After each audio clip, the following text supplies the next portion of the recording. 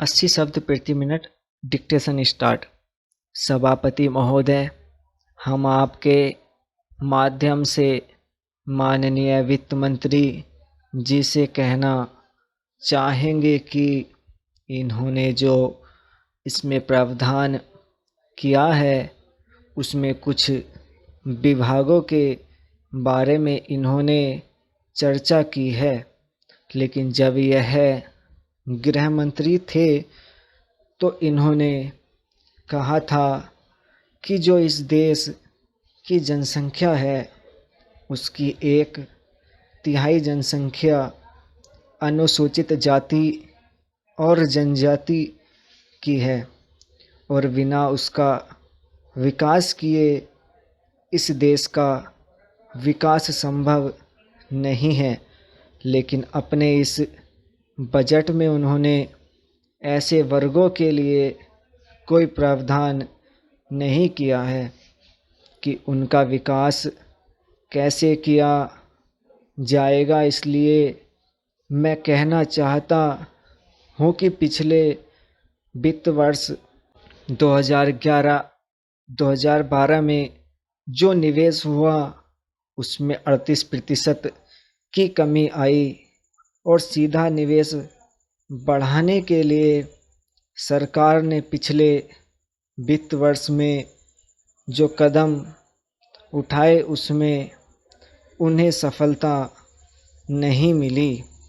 विदेशी निवेशकों ने देखा कि भारतीय अर्थव्यवस्था में जिस तरह से गिरावट आ रही है, आज वे भी सोचने के लिए मजबूर हो गए हैं कि भारत में निवेश करें या ना करें।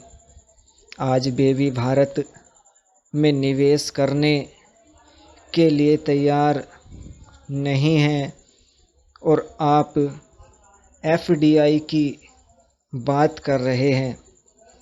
हम सरकार से कहना चाहेंगे कि आप इसे गंभीरता से लें, क्योंकि आपका राजकोषीय घाटा निरंतर बढ़ता जा रहा है।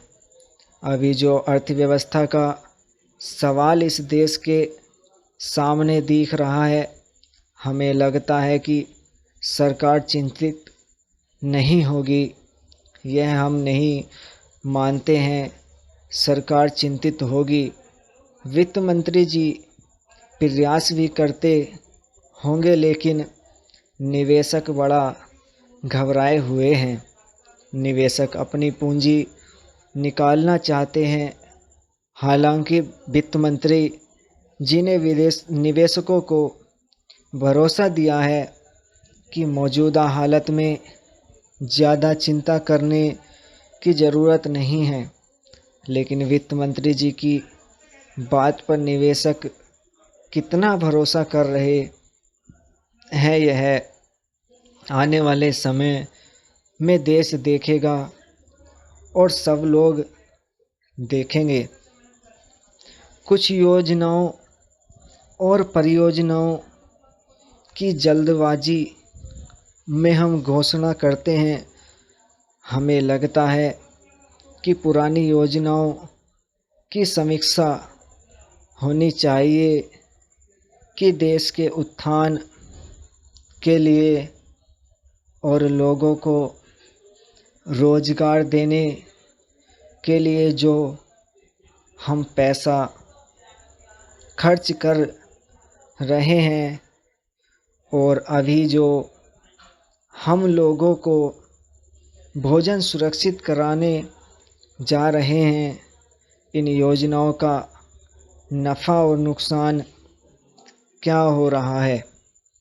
मनरेगा में कांग्रेस की सरकार ने बहुत वाहवाही लूटी और देश में सभी ने इस योजना की बहुत प्रशंसा की। अभी वित्त मंत्री जी कहीं चले गए हैं। हम सदन के बाहर टेलीविज़न पर उन्हें सुन रहे थे जब वह लोकसभा के अंदर बयान दे रहे थे। स्टॉप।